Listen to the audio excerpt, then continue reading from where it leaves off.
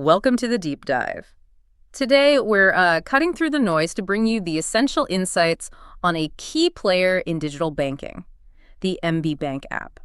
We've taken a deep dive into our sources, specifically looking at excerpts from MB Bank app features, security, and user experience. Right. Our goal is to really extract the most important nuggets of knowledge about this mobile banking application for you. What was really interesting here, I think, is we're looking at how a major bank in Vietnam is tackling the full digital experience. Yeah. We'll be looking at its features, sure, but also the security side and, crucially, what actual users are saying. Okay, so let's set the stage a bit. The MB Bank app, it's the official mobile banking app for the Military Commercial Joint Stock Bank. That's it, MB Bank for short. Ooh. Big player in Vietnam. Right, and it's out there on both iOS and Android. Basically lets users manage their finances directly from their phones, a whole bank in your pocket sort of thing. Exactly. And while that bank in your pocket idea isn't exactly new, what's notable with apps like this one is the depth they're going for. How much can you actually do without setting foot in a branch? It gives us a window into these bigger trends in digital finance.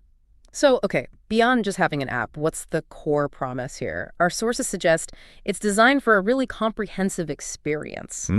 Comprehensive, but also user-friendly and secure. Those seem to be the key pillars. Okay, so let's unpack that. What does comprehensive actually look like in practice? Let's talk features. Well, you have to start with the basics, right? The non-negotiables. Like account management, checking balances, transaction history. Exactly. Our sources confirm it does that well. Checking balances, tracking history, managing multiple accounts if you have them within the MB group. Giving you that quick snapshot of where things stand. Right. Which sounds basic, but getting that consolidated view across everything you hold with the bank, that's a huge time saver and honestly pretty crucial for just feeling in control day to day. Okay, so you can see your money. What about moving it? Money transfers are obviously key. How do they stack up, especially internationally? Yeah, that's a big one. The app facilitates fast, secure transfers, both within Vietnam and, importantly, international. And 247 access. 247. That really stands out. No more bank hours for wires. Think about sending money overseas or getting paid from abroad. Yeah, that cuts out a ton of hassle, removes a lot of friction from what used to be a really clunky process. Definitely. And it's not just person to person. The sources mention bill payments too, like utilities, internet. Electricity, water, internet bills. You can pay a bunch of different services right there in the app. So no more juggling different websites or payment portals. That seems to be the goal. Yeah. Bundle it all together.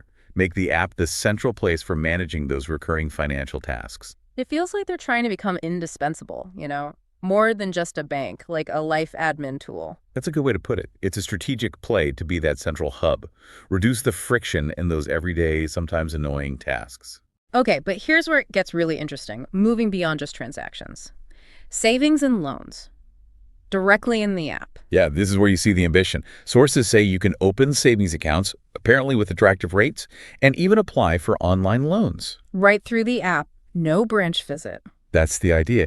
It's moving beyond just managing existing money into actually accessing core banking products online. Wow. That full digitization, applying for a loan on your phone, that really changes the game for accessibility, doesn't it? It absolutely does. Think about the convenience, but also reaching people who might find going into a branch difficult or intimidating. It fundamentally shifts how people can access these services. And then there was one feature that really jumped out at me from the sources, cardless withdrawals. Ah, yes. Being able to get cash from an ATM without needing your physical card. That's a big convenience factor. Like if you lose your wallet or just forget your card. Exactly. You can still access your cash. It sounds like a small thing, but in those moments, it's huge. It also hints at this move away from physical plastic towards digital identity being primary. Plus maybe a security angle too. Less chance of skimming if you're not using the card. Potentially, yeah. It reduces the reliance on the physical card itself. Okay, so loads of features.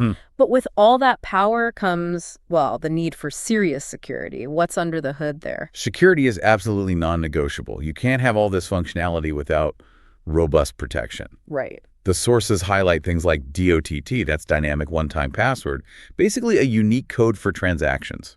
Okay, so like two-factor authentication. Yeah, a strong form of it. And also biometric login, Face ID, fingerprint scanning, using you as the key. So multiple layers of protection. Makes sense. It's designed to make unauthorized access really, really difficult.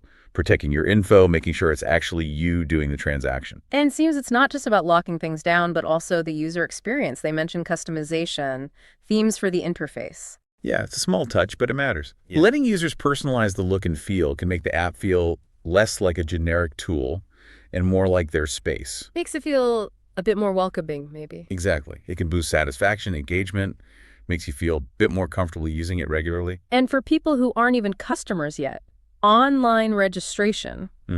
Sources say you can sign up for an account, even get a virtual credit card entirely online. That removes a massive barrier, right? No need to go to a branch just to get started. Huge barrier removed. It reflects that broader trend we see everywhere: instant access, fully digital onboarding. It's how you attract new customers now, especially younger ones. Okay, so the app aims for this robust, convenient, secure experience. But what's the reality like for users? What does the feedback say? Ah, yes. The real-world test. Our sources did include user feedback, which paints a more, let's say, nuanced picture, generally well-regarded, lots of downloads, but some issues. And that's always the key question, isn't it? How do these sophisticated features actually perform under the load of daily use by millions of people? The gap between the blueprint and the reality. Right. And one area that came up was actually linked to those security features, DOTP specifically. What kind of issues? Some users reported problems like being unexpectedly unregistered from their device. Ouch. Okay, so you're trying to log in or make a payment, and suddenly the app doesn't recognize your phone anymore. Exactly. Which sounds incredibly disruptive. You need to make a transfer, and suddenly you're locked out by the security meant to protect you. That's a critical point. DOTP is strong security, yes. But if the implementation has glitches like that, it undermines the whole convenience factor. And trust, probably. And trust, absolutely. Right. Security that gets in the way feels broken, even if it's technically secure. It's a really tricky balance to strike. Then there were reports of more general technical issues, things like frequent unannounced maintenance, or just errors popping up during transactions. Yeah, that's a killer for reliability. Imagine trying to pay an urgent bill and just getting an error message. If that happens often, it really shakes your confidence in the app as a reliable tool. Banking apps need to be rock solid. Unexpected downtime or frequent errors create uncertainty, which is the last thing you want with your finances. It pushes people back to older methods, maybe, or looking elsewhere. Could do, yeah. Reliability is just paramount. And the final point from the user feedback was around customer service. Ah, the human element. Some dissatisfaction there, especially when things go wrong and you need help from a person. If the digital side fails, that support becomes critical. And that's the perennial challenge for digital-first services, isn't it? When the automated systems or self-service can't fix your problem, is the human backup good enough? Responsive enough. Able to actually solve complex issues. Exactly. Especially with money involved. Poor customer service when something's gone wrong digitally can completely sour the entire experience, no matter how slick the app usually is. It's the safety net. So, wrapping this all up, what does this deep dive tell us? The MB Bank app seems like a really interesting case study. Definitely. It's clearly aiming high, trying to be this comprehensive, convenient tool. You've got account management, 247 international transfers, even cardless withdrawals and online loans. It really is showcasing that cutting edge of mobile finance, trying to put almost everything a customer might need into that smartphone app. Empowering users, giving them control. It speaks to that whole global shift.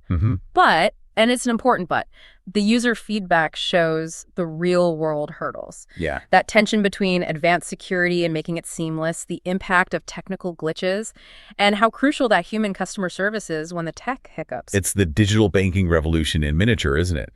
Amazing potential, incredible convenience, but still working through those practical challenges of implementation and support.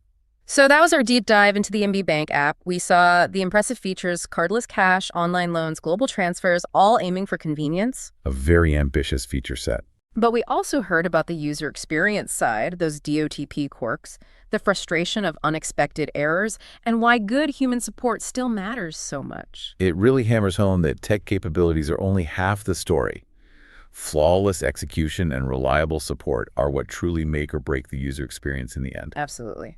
Which brings us to a final thought for you, our listener, as you use your own banking apps. As our financial lives get more and more tied into these devices in our pockets, how much do we really grasp the complex systems running underneath, The code, the infrastructure, the people keeping it going. Yeah. And how much implicit trust are we placing in all of that working flawlessly all the time, knowing that even the best systems face these real-world bumps? It's a fascinating question about trust and complexity in our digital age. Something to think about. Thank you for joining us for this deep dive. We hope it gave you some valuable insights and maybe sparked some curiosity. Until next time.